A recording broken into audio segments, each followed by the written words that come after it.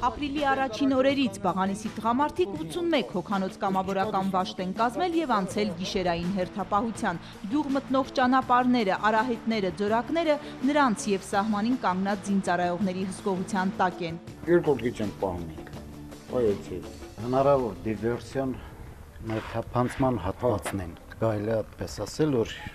դիվերսիոն մերթափանցման հատվածները այդ մասերն են հիմնականում պահում։ Ալավերդյան, Սևան։ Ահա։ Ինքը վերցնում է զենքը իր համար կարդում է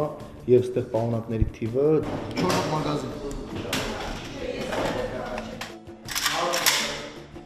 Մինչև այս տղաները Բաղանիսի գումարտակում ուսումնավարժական հավաքի էին մասնակցել, վերհիշել զենքի օգտագործման կանոնները։ Վերջնաժամկետ չկա, կկանգնենք, կհսկենք որքան պետք է, ասում է կամավորական վաշտի հրամանատար համայնքապետ Նարեկ Սահակյանը։ Ցերեկ ամեն մեկին զբաղվում է իր գործով, գյուղատնտեսական գյուղացիական զբաղվում, անասնապահություն, երեկոյան գյուղն պահպանում։ Այստեղ գյուղը պահում ենք եւ ցերեկը այստեղ ապրելով եւ գիշերը հերթապահ։ Գյուղն ուժեղացված հսկողության տակ է, բնակիչներն ավելի ապահով մայիսյան տոների օրերին, երբ ակտիվ լուրեր էին շրջանառվում սահմանին թշնամուզին տեխնիկայի կուտակումների վերաբերյալ, Բաղանիսն իր օրվա գործին էր դպրոց մանկապարտեզում, պարապմունքը ոչ մի օր չի ընդհատվել։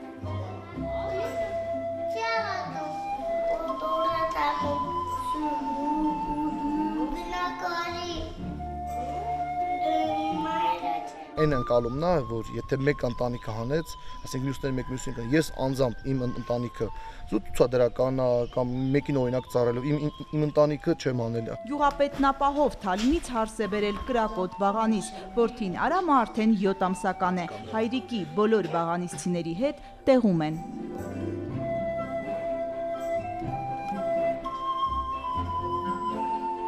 Սրանք իրան գնացողներուց կրված երեխեք են, էլի։ Բաչագան Բեգլարյանի ավագ որդին Արցախի առաջնագծում է, իսկ մյուս երկու զույգ որդիները 8 ամսից զինվոր կդառնան։ Որդիների ամրությանը չի կասկածում, բայց ծնող է։ Կլի համիստ։ Հնարավոր է։ Բերքաբերի միջնակարգ դպրոցում առաջին դասարանից են օդամղի չրացան վերցնում։ Զինպատրաստության դասասենյակից մինչև ադրբեջանական դիրքեր 2 կիլոմետր էլ չկա։ Փոքրիկները շատ լավ են պատկերացնում, թե ինչու պետք է լավ սերտեն հենց այս դասը։ Շատ լավ կրակում երեխաներին։ Բերքաբերի